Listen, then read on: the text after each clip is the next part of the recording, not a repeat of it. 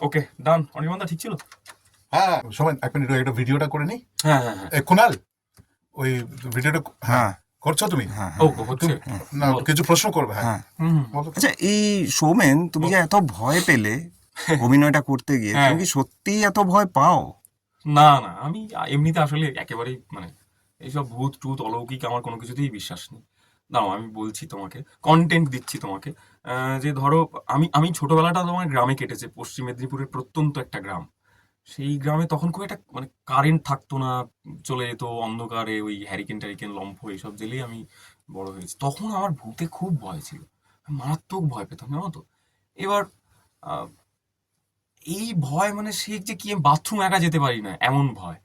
তারপর হঠাৎ করে আমার এই ভয়টা কাটলো, আমাকে বাবা একদিন বলল যে এই যে তুই এত ভয় পাচ্ছিস, হ্যাঁ ধর তোর পিছনে এসে কিছু আমি বললাম না না না বলো না, আমি পিছনে তখন এত ভাবে তো পিছনে দাঁড়িয়েছে এটা শুনলেই ভয় পেয়ে যেতাম। তো বাবা বললো যে না না তুই ধর পেছনে কেউ এসে দাঁড়ালো, তোকে ডাকছে বা তুই ভাবছিস কেউ হাঁটছে, তো তুই পেছনে ফিরে তাকা, দেখবি কেউ নেই। আমি বললাম যদি থাকে? বললো যদি থাকে সে অলরেডি তোকে দেখে ফেলেছে, তোকে মারার হলে বা কিছু করার হলে করে দেবে। তো ভয়, নতুন করে ভয় কেন পাবি?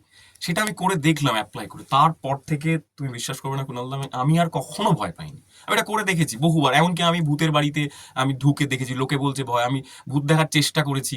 শহরে প্রায় 10 বছর আমি একা আছি, আমার কখনো এইসব ভয় লাগে না। আমি বরং ইনফ্যাক্ট ভাবি যে লোকজন কেন ভয় পায়, এটা কি ভয় পাওয়ার মতো কোনো একটা বিষয়? ভূত বলে সত্যিই কিছু আছে। মানুষ জাস্ট আলো কি হলো? এই ভিডিও তোমার এখানে ফ্ল্যাশটা জ্বালো না একবার কুণাল দা। এই এই, কি কি হলো? লাইটটা বাইরে।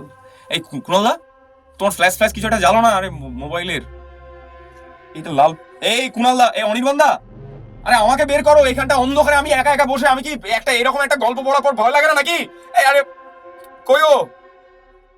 মির্চি সানডে সাসপেন্স, কান টান উত্তেজনা।